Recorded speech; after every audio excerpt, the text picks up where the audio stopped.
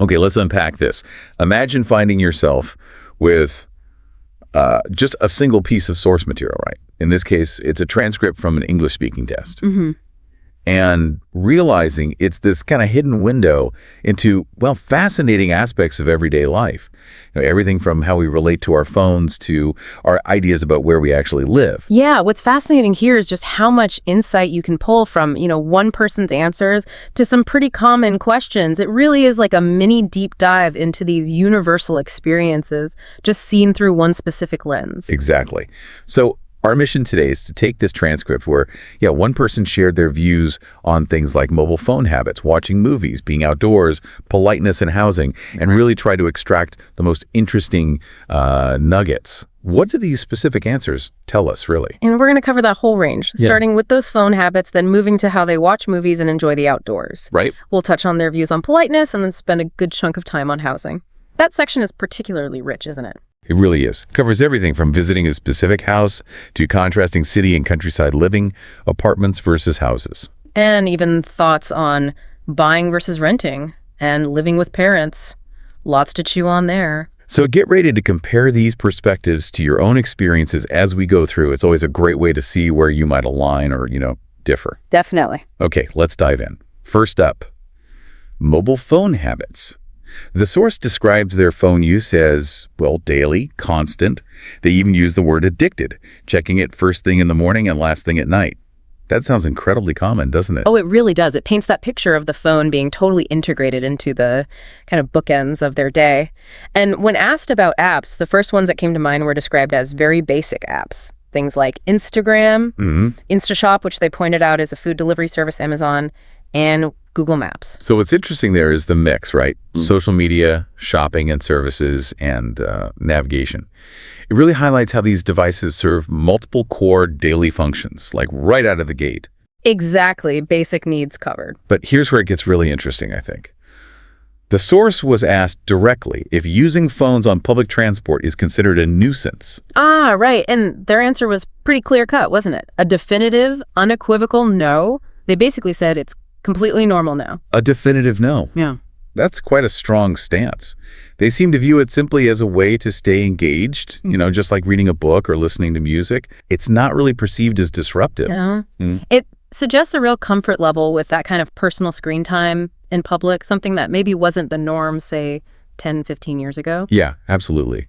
It's less about potentially distracting others and more about just their own engagement.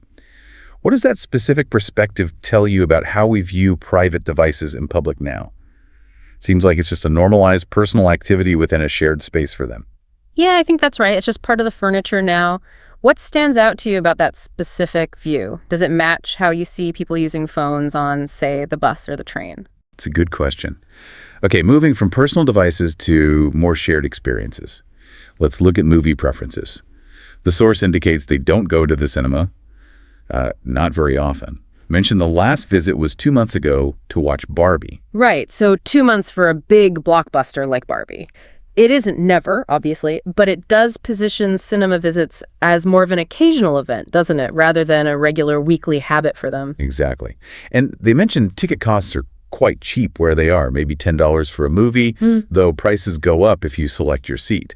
Now that price point, $10, might surprise some listeners depending on where they live. Oh, definitely. Cinema prices vary hugely. And as for the viewing experience itself, the preference was watching alone at home, but with company when going to the cinemas. That split is quite revealing, I think. The comfort and privacy of home for solo watching versus the social aspect being the main draw for actually going out to the cinema. It kind of echoes that theme we just touched on, balancing personal space with shared experiences. Yeah, that's a good point. It does link back. Absolutely. Okay, now let's talk about outdoor activities. Is being outdoors enjoyable for the person in the transcript? Seems like a clear yes. They enjoy anything related to outdoors, even just walking. Simple enjoyment of just being outside, nothing too extreme needed. What's interesting is when they talk about their childhood, they said they wasn't into sports, recalling only playing with friends, which sounds like just, running around. Right, unstructured play. Exactly. And cycling, but only because their dad tried to teach them. That's a very relatable picture of childhood outdoors for many, I think. Often unstructured, more about play and maybe some gentle parental encouragement rather than formal teams or sports. Yeah, it highlights that enjoying being outside doesn't have to mean you were like a star athlete as a kid. Does that kind of childhood experience resonate with you at all? It certainly broadens the definition of outdoor activity, doesn't it? Okay, shifting gears slightly, let's look at their perspective on politeness and manners. How do they see themselves? Well, they would like to think so, describing themselves as very polite on normal days. But then there's that little caveat, unless they are mad about something. That feels very human, doesn't it? Yeah.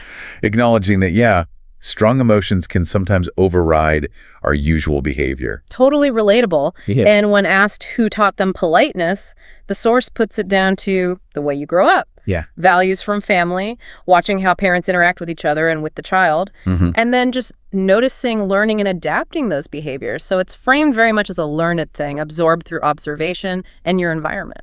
That makes a lot of sense. It raises an important question for everyone listening. How were you taught politeness? What elements from your own upbringing shaped your understanding of manners? And how do they handle impoliteness from others? Their main strategy seems to be to avoid interaction. Yes, exactly. If it's a friend, they mentioned they might actually say something like tell them to lower their voices. But if it's a stranger... Yeah, if it's a stranger, the approach is to try to avoid getting into any kind of interaction, which suggests a different boundary, right? A different willingness to engage depending on the relationship. It seems like a pragmatic way to just sidestep potential conflict with strangers. Yeah. Makes sense. What do you typically do when someone is impolite? Do you engage or avoid? It's fascinating how we navigate those social moments, isn't it? It really is. Okay, now let's really dive into this section on housing and places to live. The transcript provides quite a bit of detail here, starting with a specific anecdote about visiting a friend's house for a barbecue. Ah, yes. And this friend worked for a real estate company, which maybe gives some context to the kind of house they were visiting. And where is this house located again? On the Palm. Right. A location often associated with, well, larger, more luxurious properties. The house itself was a 3-bedroom, described in the source with some pretty strong words. Magnificent, beautiful. Yeah, they didn't hold back. And they recalled specific details that clearly made it stand out. The first thing noticed right when they walked into the living room was floor-to-ceiling windows with a beautiful view of the Palm.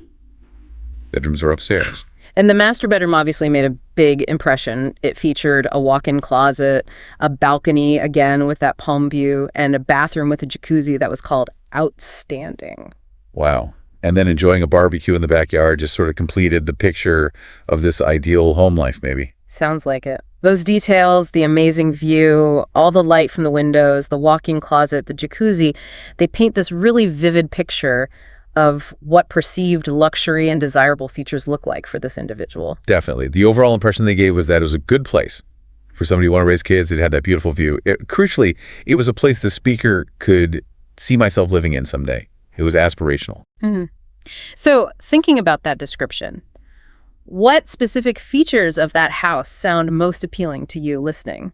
What are your personal must-haves or maybe dream-haves in a home?